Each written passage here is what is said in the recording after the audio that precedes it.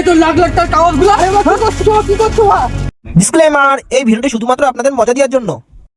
বুঝলি, এবার রেলে ভালোই ভ্যাকেন্সি বেরিয়েছে ফিফটিতে, যদি ফর্ম ফিল আপ করি এবার চাকরিটা অবশ্যই হয়ে যাবে। আরে এবার চাকরি পেতেই একটু হবে। ভালো করে পড়তে হবে কিন্তু, বুঝলি? ওই দেখ রিপন। বন্ধু বল।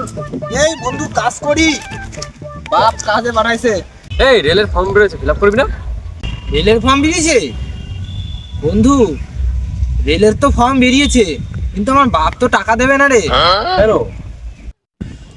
আরে ভাই, আমি এই ফর্ম ফিল আপের চক্করে আমার বাপের এই 11 বিঘা জমির থেকে 1 বিঘা জমিতে রয়েছে। কি বলিস ভাই? এসব কথা বাদ দে বন্ধু, আমরা ফিল আপ করতে যাচ্ছি, যদি ফিল আপ করতে যাস তো চলে আমরা যাই। ঠিক আছে, তোরা যা, তাহলে আমি বাপরে দেখি বলে আসিস কিন্তু ভাই। ঠিক আছে। কি যে করি, আমার বন্ধুগুলো তো সব ফিল আপ করতে চলে গেল ফর্ম। আমার বাপ কি আমাকে টাকা দেবে? গিয়ে একবার দেখি যদি টাকাটা দেয়। এ বন্ধু, ফর্ম ফিল আপের জন্য কত টাকা করে লাগবে? আরে বেশি না, 500 টাকা। 500 টাকা লাগবে? বাপ কি আমার টাকা দেবে? দেখি, বাপ তো সেই কেলাবে না। যাই তা একবার বলেই দেখি, বাপ যদি টাকাটা দিয়ে দেয়।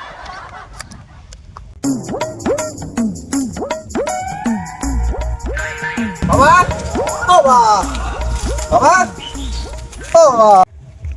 বারে বুকাচোদা ছেলে, বা মাঠের কাজে ফাঁকি, বাড়ির কাজে ফাঁকি, পড়াশোনার কাজে ফাঁকি, তোর পিছনে টাকা ঢালতে 1 বিঘা জমি শেষ, আর লাস্টে 1 বিঘা জমি পড়ে আছে। আমি বলে দিলাম, তুই এমন একদিন পাবি শিক্ষা, লাস্টে তোর করতে হবে ভিক্ষা। মিলাইনি সেই বুড়ো বাপের কথা।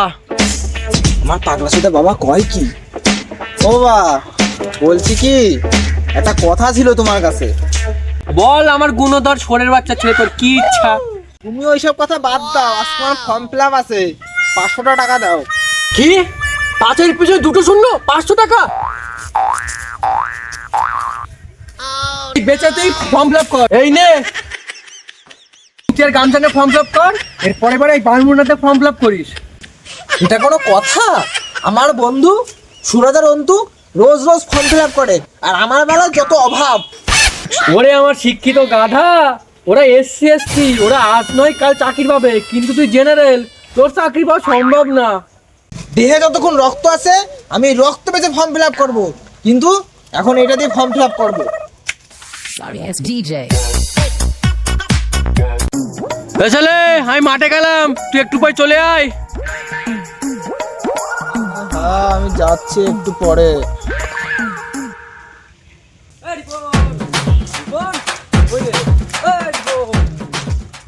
ওর চাকরি হয়ে গেছে, ওর চাকরি হয়ে গেছে। কি বন্ধু, চাকরি হয়ে গেছে? সত্যি? হ্যাঁ, সত্যি চাকরি হয়ে গেছে। কি বন্ধু, তাহলে সত্যি চাকরিটা হয়েই গেল, তাই তো? চাকরি তো হয়েছে আমার আর এর, এসসি আর এসটি। কি আবার হয়নি? এইবারও হলো না আমার? এ বন্ধু শোন, আমার বাপের সঙ্গে যদি দেখা হয় তোরা বলিস না তোদের চাকরি হয়ে গেছে, তো আমার বাপ আমার বাড়ির থেকে খেদাই দেবে। আচ্ছা ঠিক আছে, বলবো না, কিন্তু ভাই আরো ফর্ম ফিল আপ করবি, দেখবি একটা না একটা চাকরি তোর হয়েই যাবে। করতে থাকুক।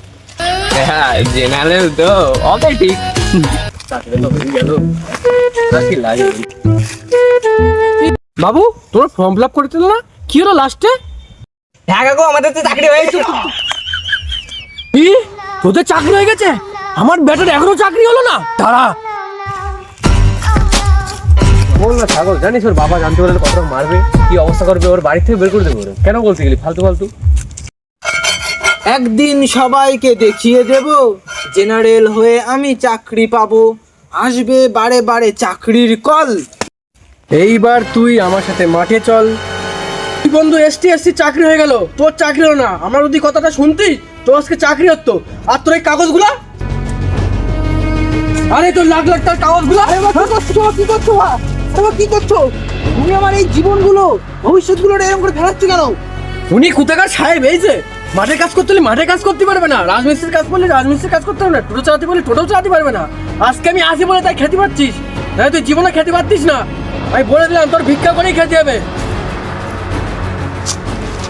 হ্যাঁ, তুমি যাও গা, জীবন আছে যতদিন ফর্ম ফিল আপ করতে থাকবো ততদিন, তাতে পৃথিবী উল্টে যাক আর না যাক, আমি ফর্ম ফিল আপ করা ছাড়বো না।